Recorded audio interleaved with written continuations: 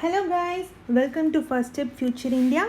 In this video, we are going to see about modern Indian history class 4, which is the continuation of Portuguese, about Portuguese. In the last video, I told about how Portuguese got into India and how they dominated trade and what are the opposition they faced and the blue water policy, everything I explained well in the class 3 video. You can see, and then this is about class 4. This started with 1529. During this year, the dominant person among Portuguese officials in India were Nino das Cunha, which I have specified in last video too. What is a unique instant when he was in India is he is the one who shifted Portuguese government headquarters in India, which was located in Kochi. He shifted this headquarters from Kochi to Goa. And another important event about him is he is the one who helped Bahadur Shah to fight against Humayun. But when things gone against him, he himself killed Bahadur Shah. He assassinated him. And the major thing from this instant we can study is when Portuguese they are very concerned about the trade and supremacy and spreading Christianity in India. When anything get opposed to them, when anything comes in their way, they don't hesitate to kill people, which means they were so cruel and they were not expecting friend relationship in India. They are even ready to kill Indians for their sake. So this is the instant we can understand the attitude of Portuguese during that time in India, right? So how Portuguese easily captured and built ports in India? So what were the situations which was favored them? Also what was their positives, their strengths? That is what we are going to see here.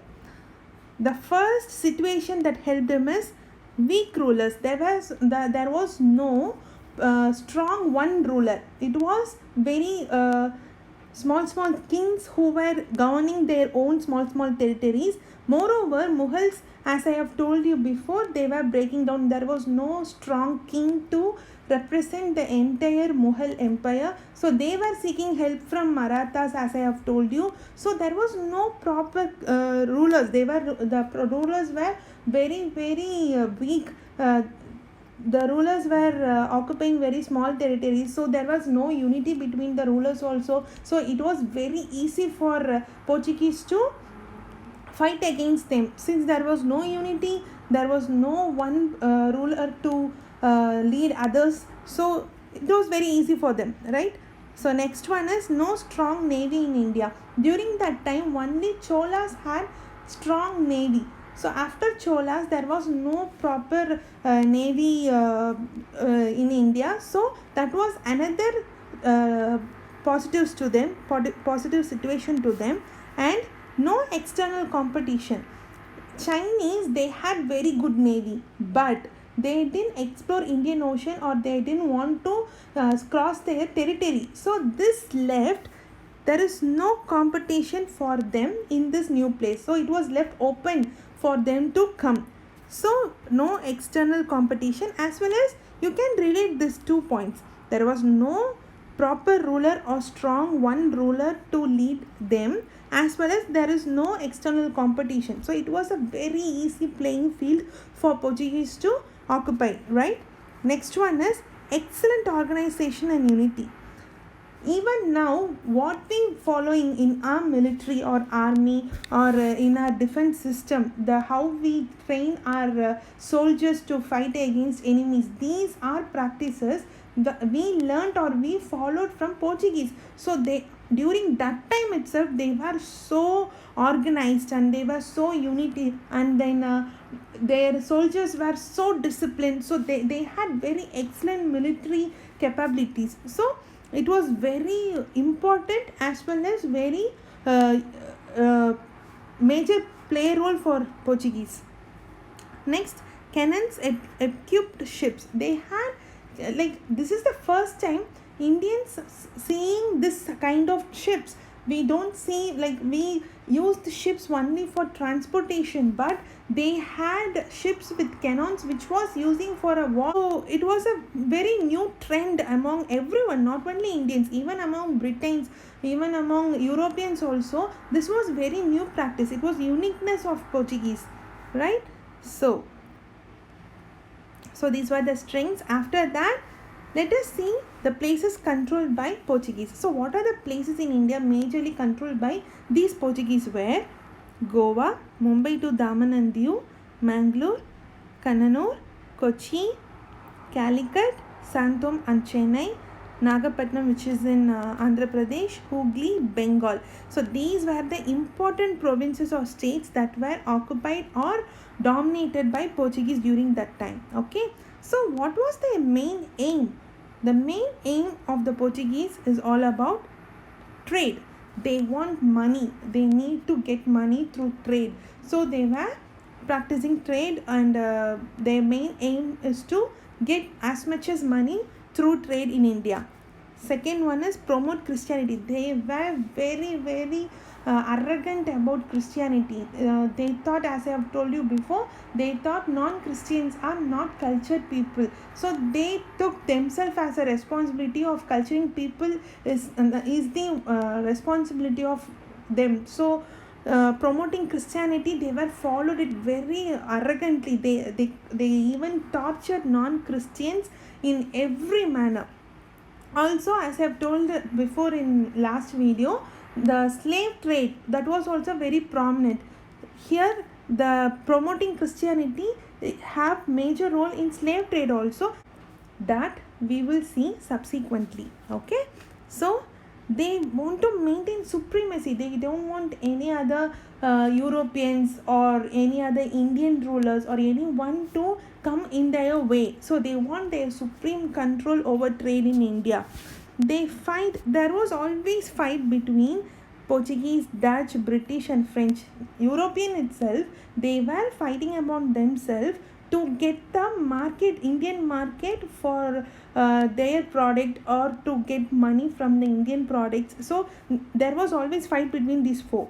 But Portuguese were much more dominant among others. But what went wrong? How they got declined? This and all we will be seeing subsequently. Okay. The major wrong turn taken by Portuguese is fighting against Mughals. So we'll see how that happened, how Portuguese got offended, and why they fought against Mughals. We will see.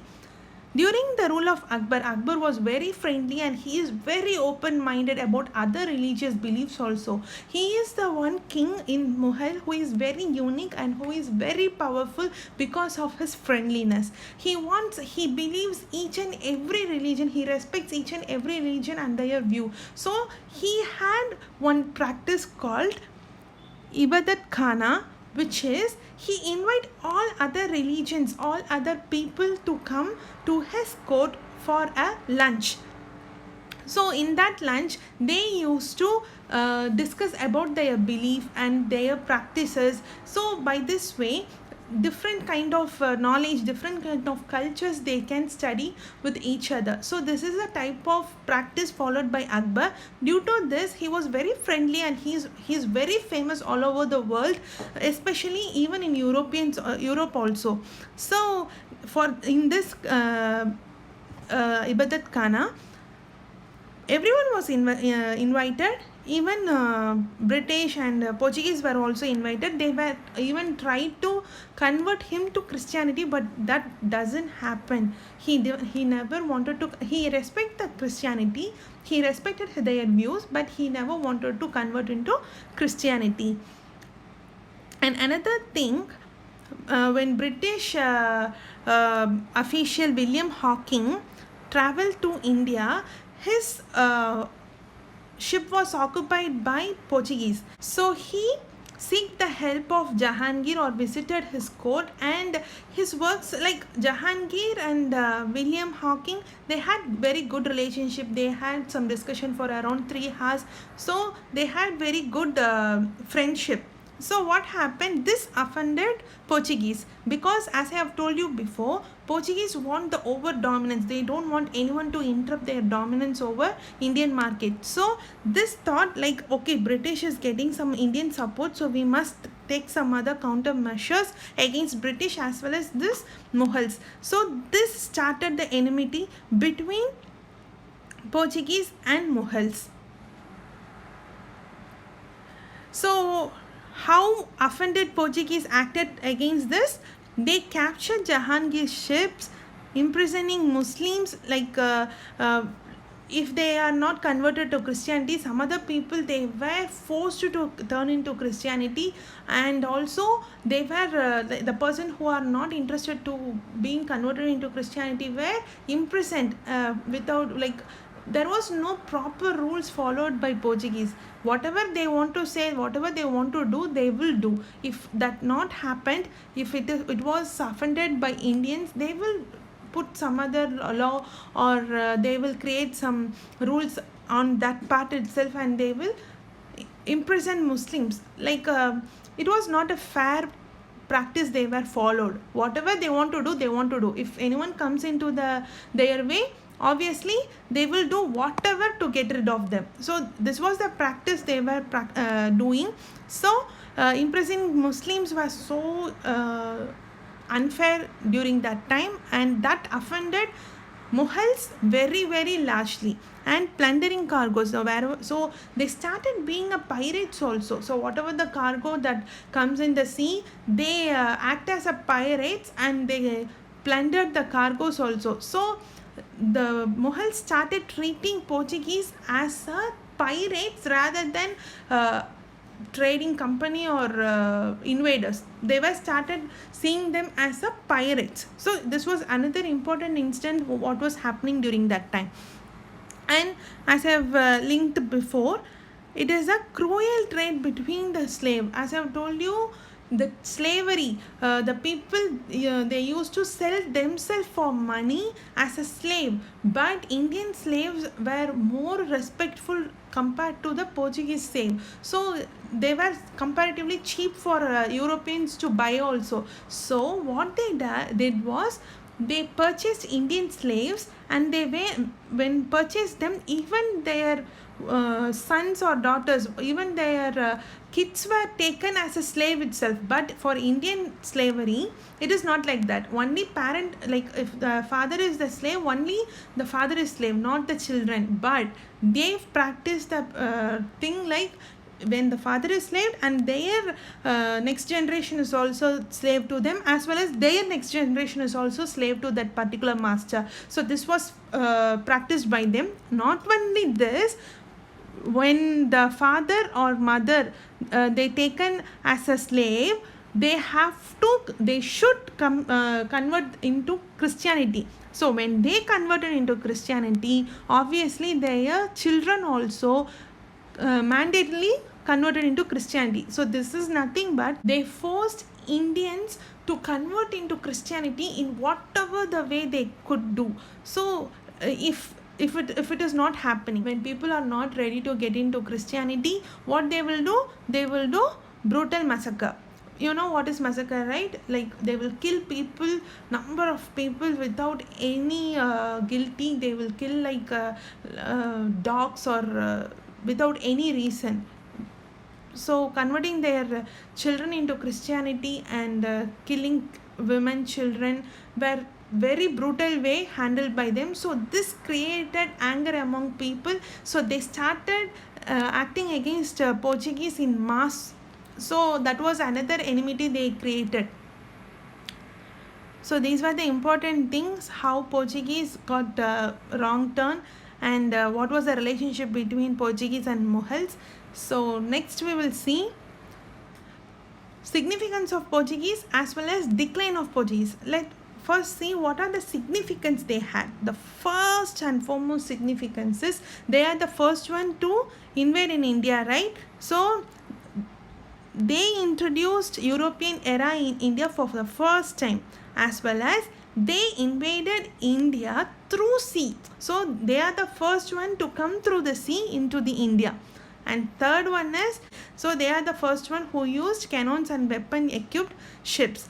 And no framed rules, they had no framed rules and all to get dominance. They will get into the field and they will study the field, and according to the field they will create the rules then and there, and they will try to dominate the place. This is what they have done. So it was very different for people to read about them, because they are the one first read about the people. So we don't have time to fight back, right, when there is no rules. So this is what, like, Indians were during that time, they had number of sets of rules to follow. But when they see people who have no rules, who are totally different from our culture, it was very shocking for us. Within that point of time, they will take the dominance and they will start dominating us. So this is what the happening with Europeans.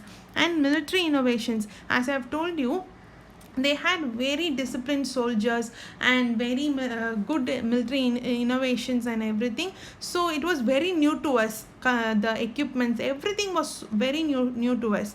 And multi-deck ship to carry heavy armaments. So multi-deck ship, it was also very new to us. And outstanding military discipline and cultural patronized arts, which means, for example, filigree work is nothing but a bracelet which is made up of silver, also in gold. In Goa, gold and silversmith were flourished due to this work. It was very famous during that time. They mixed their culture with Indian taste also. So they patronized arts, painting, and carver, sculpture, everything. Okay, so these were the significance of Portuguese. So now let us now see what are the reasons for their decline. The first and foremost reason is enmity with Mughals. Shah Jahan, he is the one who rid them out of India. So they were treated as a pirates, as I have told you before. So Shah Jahan, they get rid of them. So due to Shah Jahan, they couldn't stay in India for long. And also the arise of new dynasty, which means Sikhs and Marathas were also getting powerful during that time. So they had all kind of enemies, like Mughals, Sikhs, Marathas. So all of them were fighting against common enemy, Portuguese. So this is also another important reason. And cruel religious policy, since they followed very cruelty among common people, they as a mass, they fight against Portuguese. So they can't control people when they fight against them, right? So common people are very powerful when they fight together with unity. So they can't get over dominance among them also. And dishonest and trade policy, like when the gain or profit is getting low, they made unfair policies to get more money from Indian market. So the buyers and the traders were not ready to trade with Portuguese. So that also led to the profit level was getting down to them. So the economic level was also getting down. So obviously their power is getting low.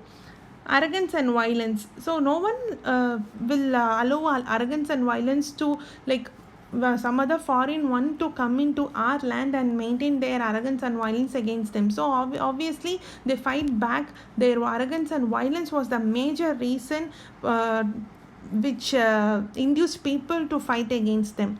And Brazil discovery, which means during that time Brazil was discovered, so they shifted their view from India to Brazil. Now they can join hand with Spain and dominate Brazil before anyone can do. So they shifted their interest from India to Brazil. This was also one of the reasons they left India. And Dutch and English, during that time the Europeans who mainly was against them, Portuguese, was English and Dutch. So along with Mughals, Marathas, Sikhs, common people, Dutch and English was also there to fight against them. So this much of enmity they created among themselves. So they have left with no choice other than leaving India. So this is the reasons for decline of Portuguese. So from next video we will see about Dutch, English and French, and among all this English was the one who finally dominated Indian market and India, and we will see what are the strategies followed by English to dominate us. So we will see in that in separate video. So thank you, study well.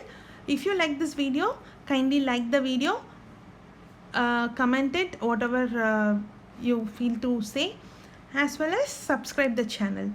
Thank you.